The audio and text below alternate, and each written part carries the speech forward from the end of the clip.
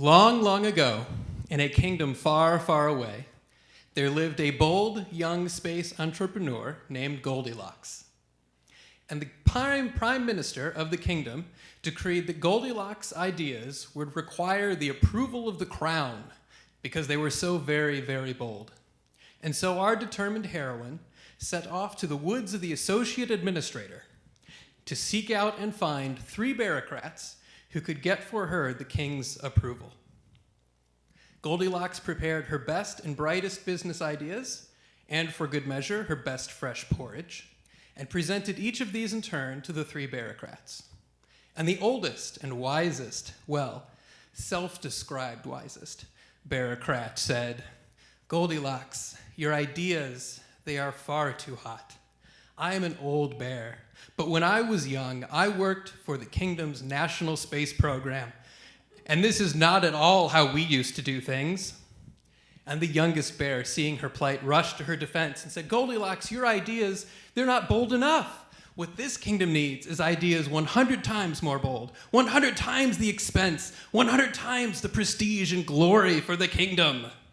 Because this bear, as you can imagine, had political aspirations and saw Goldilocks as his ticket out of the forest and into the king's court.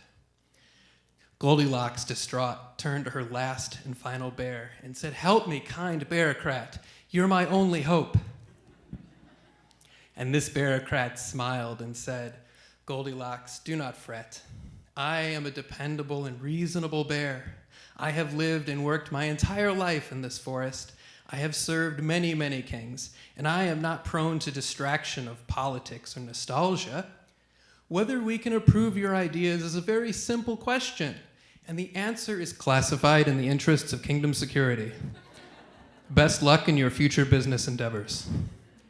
And so Goldilocks poured out her porridge onto the floor, stormed out to the forest, and fled the kingdom forever in favor of a much more welcoming jurisdiction that recognized the value of her entrepreneurial spirit, and thereafter she lived prosperously ever after. Thank you. So that was hopefully a entertaining, at least, allegory. But unfortunately, the reality of how we are regulating non-traditional commercial space activities is not too far off.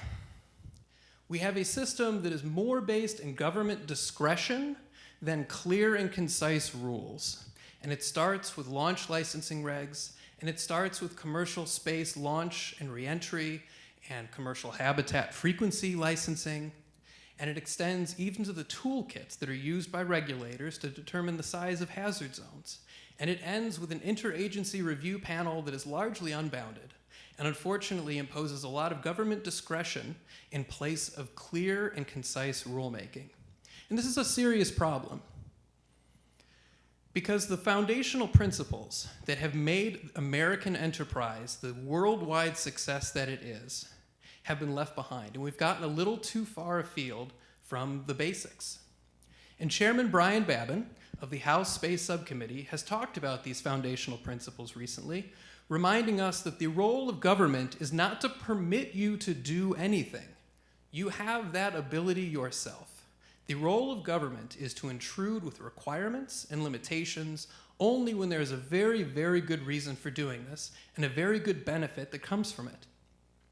And these foundational principles are going to be incredibly important for non-traditional commercial space activities because what you're looking at is a notional commercial LEO platform. This would have roughly the equivalent volume of the ISS in terms of the usable and habitable space inside.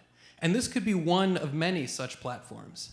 We can very rapidly and very quickly increase the capacity in LEO for human habitation and work. What this creates is a destination for human ingenuity and entrepreneurship in space. And it's housed next to facilities with on-orbit manufacturing, on-orbit assembly, test, launching of spacecraft from orbit.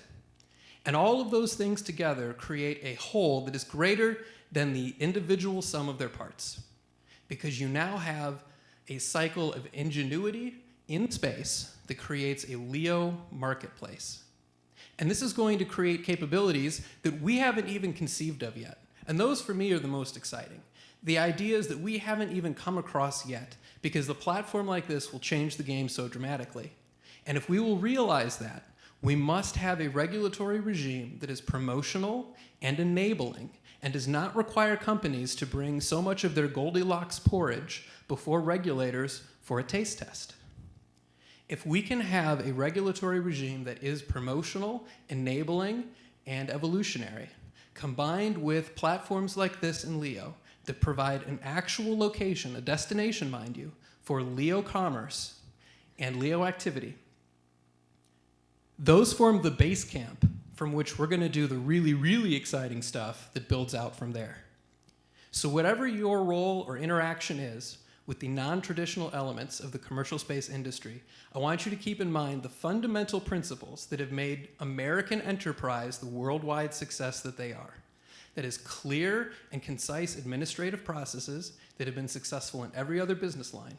We need to keep those principles for space, because if we do, we will find ourselves in an industry with self-determination, where commercial space companies can exercise self-determination in picking their vehicle architectures, their missions, their destinations, their business plans, and after that, think of where we could end up. Thank you for your time and attention this afternoon.